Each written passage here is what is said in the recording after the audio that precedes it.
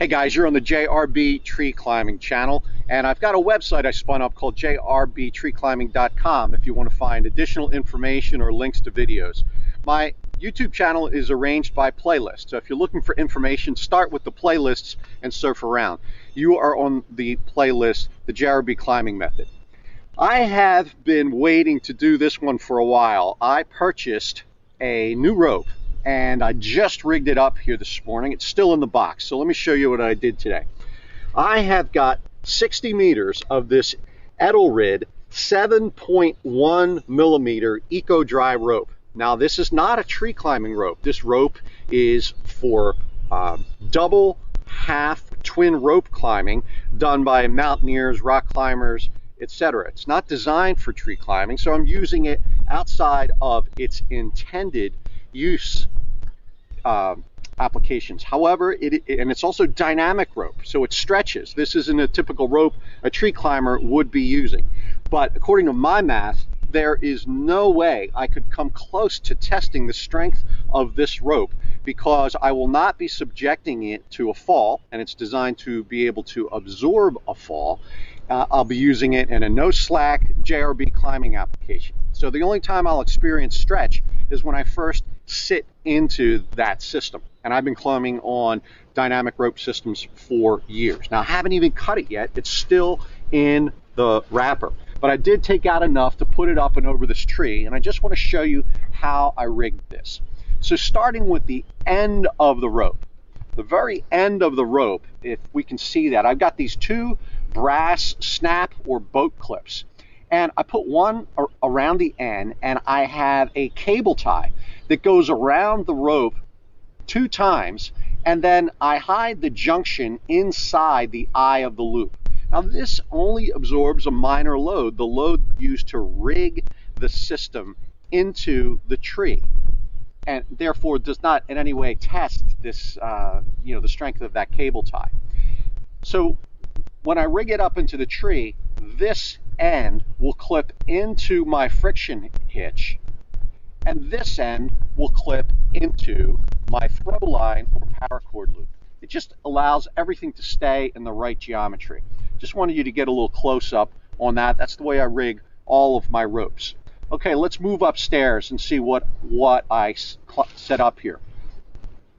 I have on both sides a 5-2-3 JRB Ascender Hitch, and I cut 6 feet of this cord to create each of those.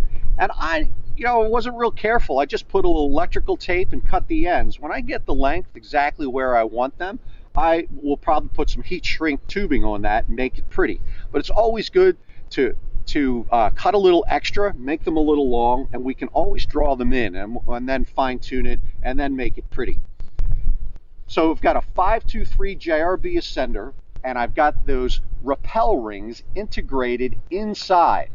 So if you see the way I rigged this, I've got that rappel ring, and it's bound by the cord distending on both sides, so it really can't flop around. And it goes into a sliding triple fisherman's bend. So on my channel, on the Knot Tying playlist and on the JRB Ascender Hitch playlist, you will find detailed videos on how to tie the JRB Ascender Hitch. Again, that's the 5-2-3 variant, and you will find a video on the sliding triple fisherman's bend. I got started with just about 18 inches of line across the end of the rope, and I just got started, and that was the perfect amount to leave my triple fisherman's when I finished it. Now, the cord I'm using, now this is interesting. It was suggested by one of the guys in my group. I've been using it in 6 millimeter on my 8 millimeter ropes, but this is 5 millimeter. It's called Excel Racing Dinghy Control Line. It's not designed for climbing applications. However, its strength is over 3,000 pounds.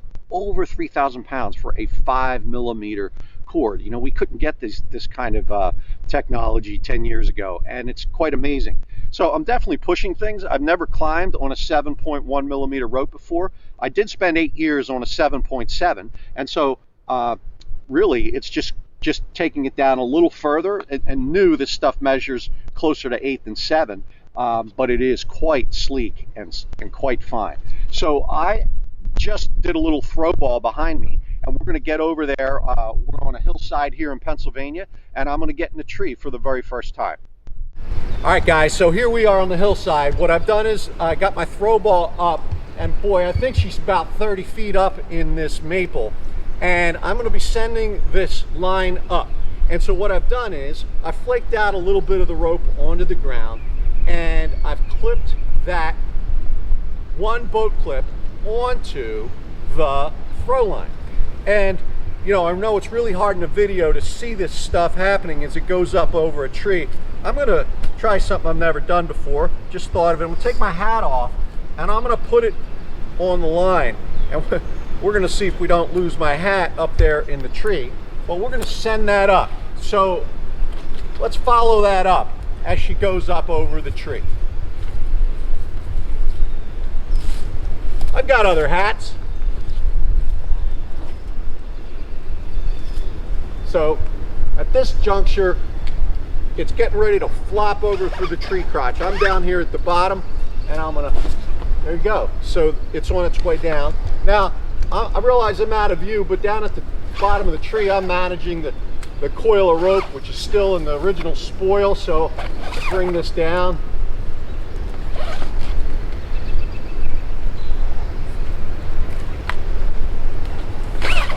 All right, that was fun. I want my hat.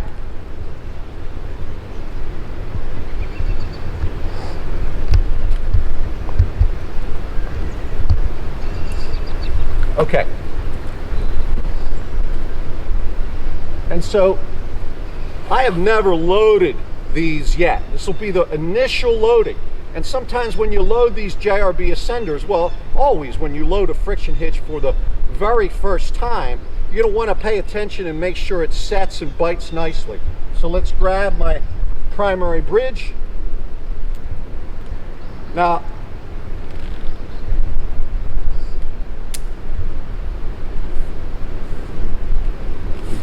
so again, never set these before. Let's get them, pull on that descending leg of the JRB Ascender. And let's sit in that. You can see how much it's stretched. Dynamic climbing rope. There's a good amount of bounce there. So I always say this to folks, that your system, it's got to earn your trust. If you ever believe there could be a problem, or let's say you're new to saddle in general, you're new to rope climbing, the time you want to test your system is when your feet are on the ground.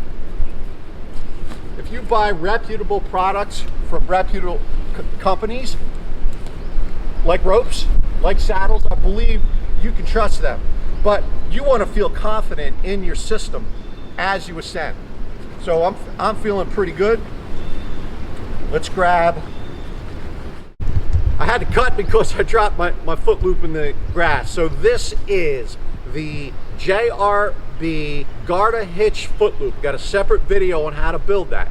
And it's the very same one I use on all my other ropes. So we're going to try this for the first time on 7.1 millimeter rope. So I can use this with 1 foot or 2. I tend to use it with just 1. And I engage the Garter hitch on the line. It goes through both beaners. Got separate videos on how to do all this stuff. And this I call my best friend loop. It's my redundancy. What this ensures is that if anything were to go wrong, and it never has, but the confidence it gives me is incredible. But anything went wrong at the top part of the system, I'll still be connected to the rope via the Garter hitch. Okay, so never been on this before. So let's check out the geometry. Okay, so as suspected, I made these kind of long, and they're a little high. So and that's the nice thing about having an adjustable bridge. So I'm going to bring in my bridge just a little bit, make it a little bit shorter, so these aren't quite so high. We like these friction hitches, not at the very top of our reach, but comfortably in reach. So that feels pretty good. I'm ready to climb. So let's sit in the system. Feels good. Now, climbing technique. Again, first time on these hitches. But when I step up, when I get to the top of my step, I will just shoot these friction hitches up while my body is basically in free fall. Now this is a technique that I call it the double shove. You might not be comfortable doing this your very first climb, but I feel it's my job to make sure that climbers understand all the details.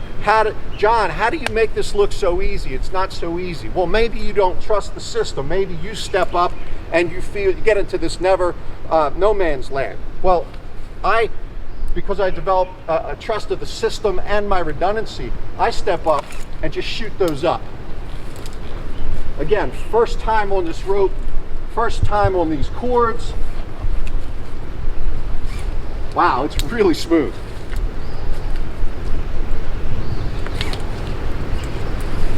Okay, so how hard is this? How hard is what I'm doing?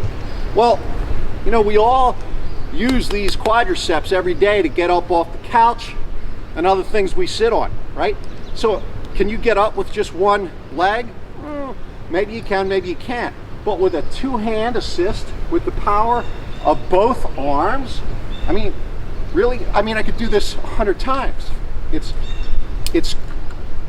very easy. You're using 3 of your 4 limbs, and you can use the 4th if you like. I just like to use my one leg for positioning.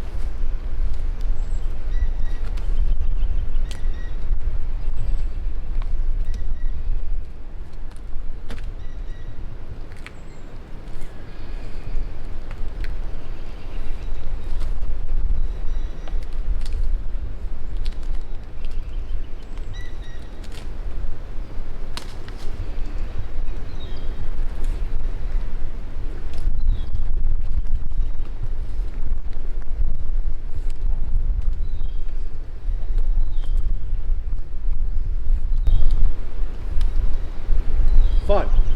So I get this question a lot. John, how is it that you climb without a platform, or you hunt without a platform? I'm not telling you that's the way you should hunt, but yes, that is the way I hunt, because I choose trees like this, which give me, when possible, because I can orient myself in different directions using the branch as a pivot, right?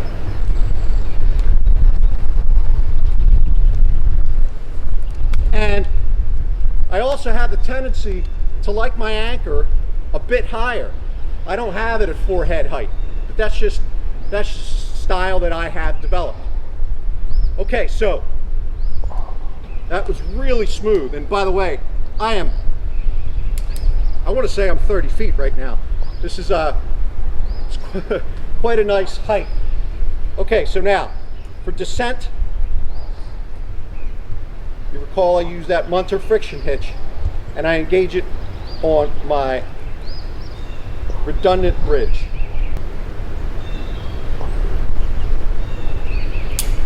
Okay.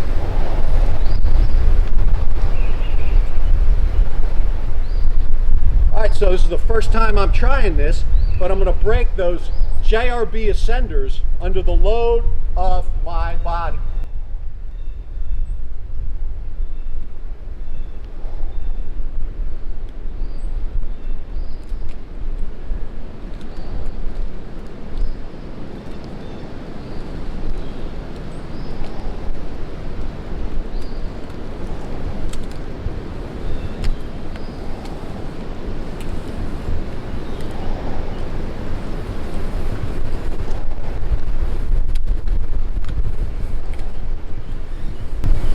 And I'll tell you honestly, I don't do this test when I'm 20 feet in the air, but I always like to do it when I'm close to the ground, and that's the let go test, right? I'm in the middle of a rappel. Let go. Let go. Those hitches bind.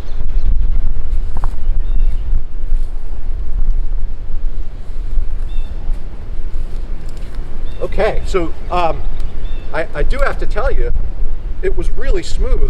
It was surprisingly smooth. A lot of times the smaller diameter ropes, it's a little harder to move your friction hitch, and that was not the case this time. And so this, I'm not thrilled with the color, but I think I'm going to be spending some hunting in this. Now this system, because it's a half rope, I will only be using it for double rope systems. I won't be doing any hitch climbing with this because it is not rated for a single application.